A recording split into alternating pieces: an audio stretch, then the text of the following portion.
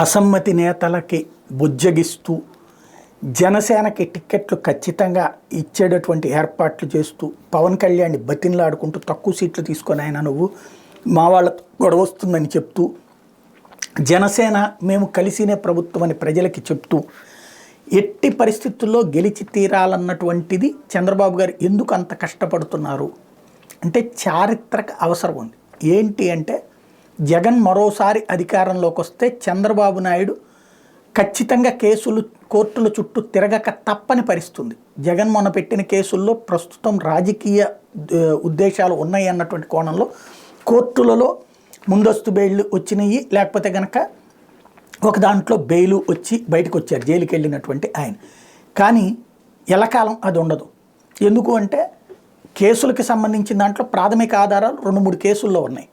Especially హైకోర్టులోని judge వ్యాఖ్యలు కింది court దర్యాప్తు మీదనో సిఐడి దర్యాప్తు మీద ప్రభావం చూపెట్టకూడదు సుప్రీంకోర్టు కూడా వ్యాఖ్యానించింది. ఈవెన్ లేటెస్ట్ కేసులో కూడా ఏదైతే ముందస్తు బెయిల్ రద్దు చేయమంటూ వెళ్ళినటువంటి కేసులో ఆ పిటిషన్ని కొట్టేస్తూ ఎఫ్ఐఆర్ 16/222లో సహనిందితుడి ముందస్తు బెయిల్ని సవాల్ చేస్తూ రాష్ట్ర ప్రభుత్వం చేసిన ఎస్ఎల్పిని కొట్టేస్తూ సుప్రీంకోర్టు 2022 నవంబర్ 7 ఇచ్చిన ఉత్తర్వును పరిగణలోకి తీసుకుని తాజా కేసులో నోటీస్ ఇవ్వడానికి మేము మొగ్గు చూపడం లేదు, ముందస్తు బెయిల్ మంజూరు చేస్తూ హైకోర్టు వ్యక్తం చేసిన అభిప్రాయాలు దర్యాప్తుపై ప్రభావం చూపకూడదు, హైకోర్టు ఉత్తర్వుల ప్రభావానికి లోను కాకుండా దర్యాప్తు చేసే స్వేచ్ఛ దర్యాప్తు సంస్థకు ఉంటుంది, ఒకవేళ దర్యాప్తునికి ప్రతివాది చంద్రబాబు సహకరించకపోతే అతని బెయిల్ రద్దు కోరుతూ కింది కోర్టు ముందు దరఖాస్తు చేసుకునే స్వేచ్ఛను పిటిషనర్కి ఇస్తున్నాం, గతంలో సుప్రీంకోర్టు జారీ చేసిన ఉత్తర్వును దృష్టిలో ఉంచుకుని విచారణ ముగిస్తున్నాం అని స్పష్టం చేశారు. అంటే ఆయన్ని విచారించుకోవచ్చు, మీరు ఆయన విచారణకు సహకరించకపోతే కేసు పెట్టండి.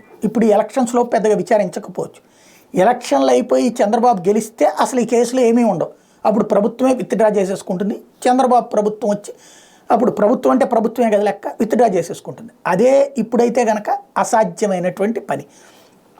అందుకనే చంద్రబాబు నాయుడు గెలిస్తే ఆయన మీద కేసులు ఉండవు, గెలవకపోతే విచారణలు ఎదుర్కోవాలి, ఆ తర్వాత అందులో సాక్ష్యాల కారణంగా అరెస్టులు జరుగుతాయి, ఇంకా ఫర్దర్ కేసుల్లో కూడా అరెస్టులు జరిగేటటువంటి పరిస్థితి ఉంటుంది. అదే చంద్రబాబు గారి అసలు భయానికి కారణం.